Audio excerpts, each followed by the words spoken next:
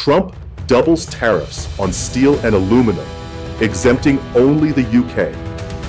More than 100,000 US jobs now at risk in Rust Belt manufacturing. These headlines hit like thunder in the industrial heartland.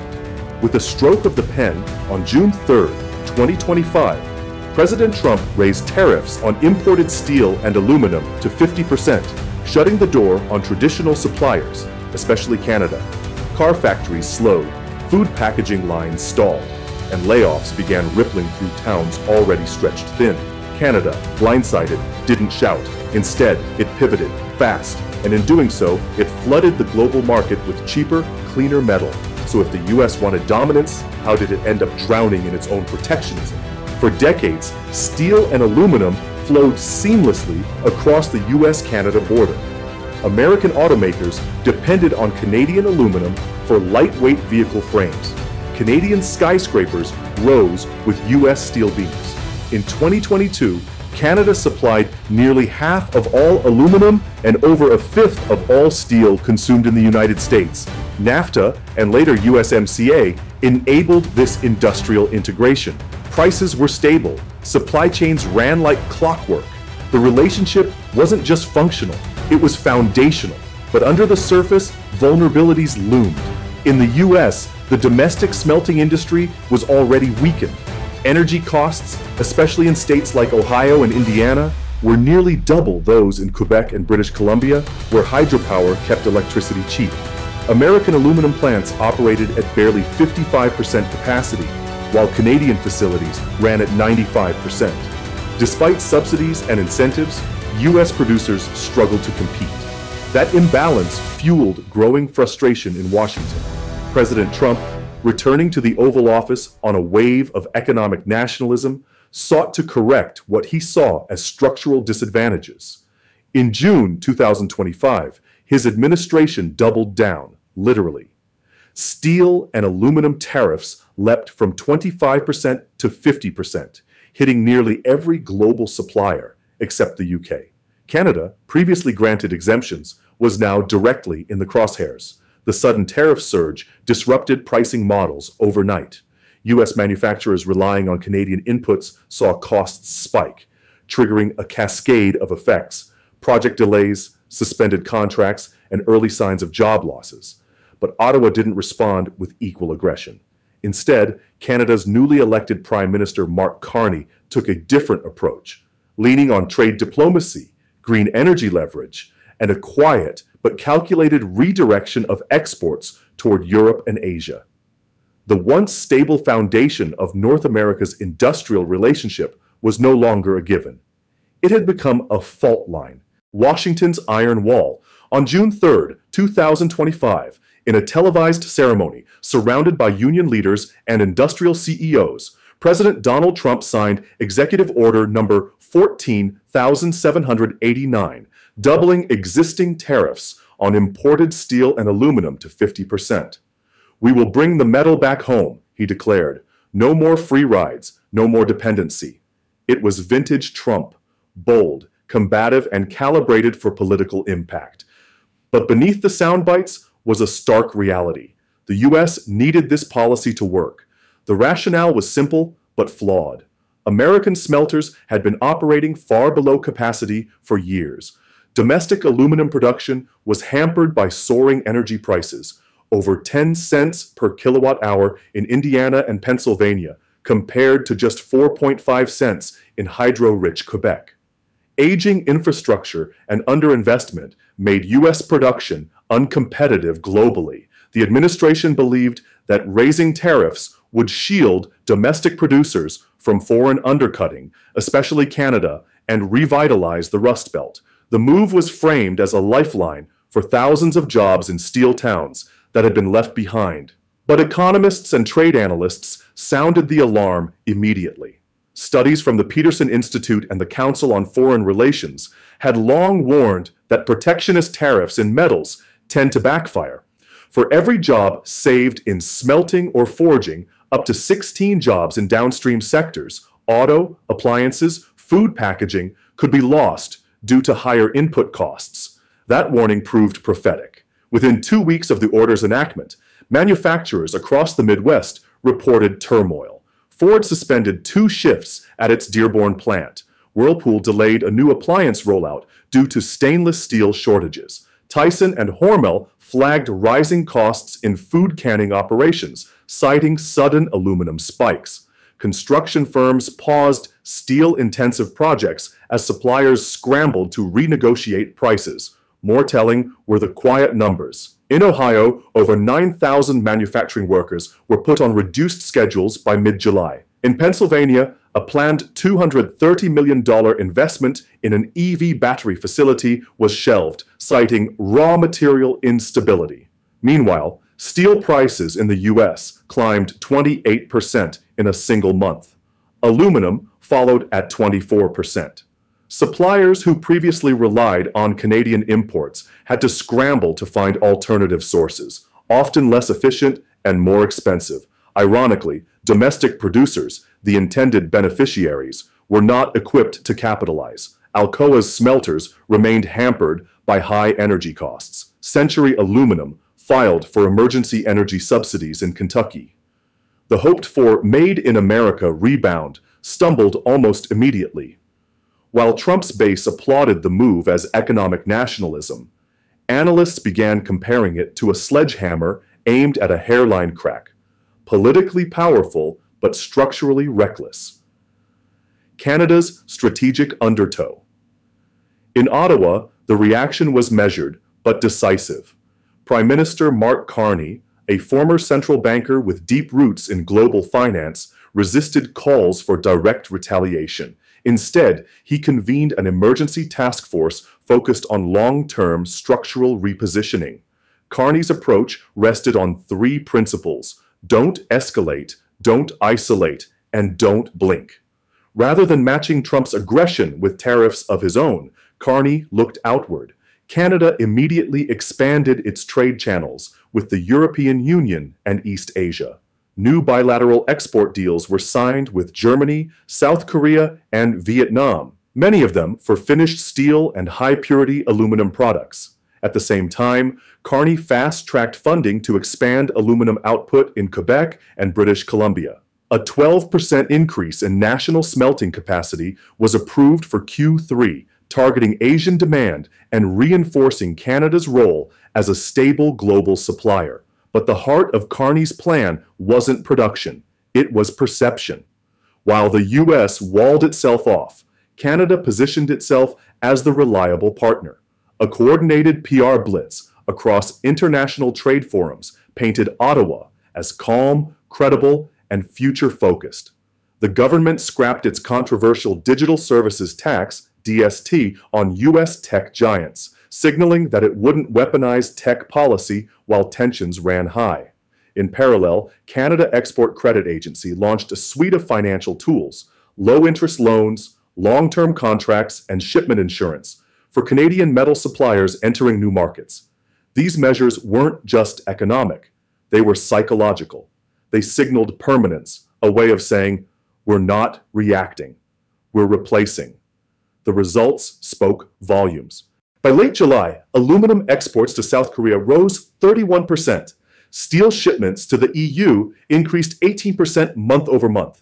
Canada's share in the global rolled aluminum market surpassed that of the United States for the first time in modern trade history. And the U.S. began to feel it.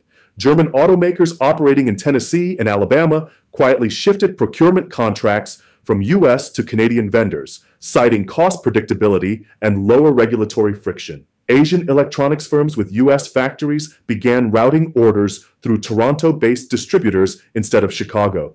In Detroit, suppliers reported a surge of quote requests from Canadian firms, offering to ship metal components south under revised terms. Ottawa didn't raise barriers, it raised alternatives. Carney's quiet strategy was doing what tariffs never could, replacing the U.S. in global supply chains without firing a single retaliatory shot. The policy trap. By August 2025, the U.S.-Canada trade standoff had entered a silent deadlock. No new tariffs, no formal negotiations, but the damage had already taken root. Washington found itself cornered by its own logic. To repeal the 50% tariffs would be politically humiliating for the Trump administration. Backing down would signal weakness ahead of the 2026 midterms. Yet the economic fallout was undeniable. Layoffs, stalled investments, and growing discontent in swing states. Ohio's unemployment rate had ticked up by 0.6%. Michigan's manufacturing output fell 5% in Q2. But doubling down would only worsen the economic strain. Behind closed doors, Republican governors from Indiana, Kentucky, and Missouri urged the White House to consider targeted exemptions for key sectors. Treasury officials warned that energy subsidies for smelters would blow holes in state budgets. And yet the president remained unmoved, committed to what he framed as a battle for American industrial independence. Meanwhile, Canada had no incentive to escalate. Ottawa's markets were booming. Its supply chains had rerouted. Its global reputation had improved. Carney's approval ratings reached 67%, the highest for a Canadian prime minister in a decade. With steelworkers employed, aluminum orders rising, and investment flowing in, why would Canada seek to resolve anything? The impasse became existential. The U.S. couldn't afford to lift tariffs politically. Canada didn't need to resolve them economically. Both nations found themselves locked in what trade scholars called a mutually assured stagnation. The longer it dragged on, the more the structural dynamics shifted. Once loyal U.S. trading partners began hedging bets. Vietnam signed a long-term contract with Alcan. Mexico boosted imports from Quebec. Even some U.S. construction firms began sourcing rebar from Canadian mills using third-party intermediaries. For businesses operating across the border, this wasn't just inconvenient, it was destabilizing. Cross-border permits were delayed, customs reviews slowed, legal teams worked overtime to navigate overlapping tariff regimes. Yet there was no press conference, no dramatic collapse, just silence and inertia. America had launched a policy meant to restore dominance. Instead, it created a trade vacuum, and Canada carefully and strategically filled it. Impact on Canada. On the surface, Canada looked like it was winning. Exports to Europe and Asia surged. Domestic smelters operated at near capacity, and international headlines praised the Carney government for its calm leadership and strategic clarity.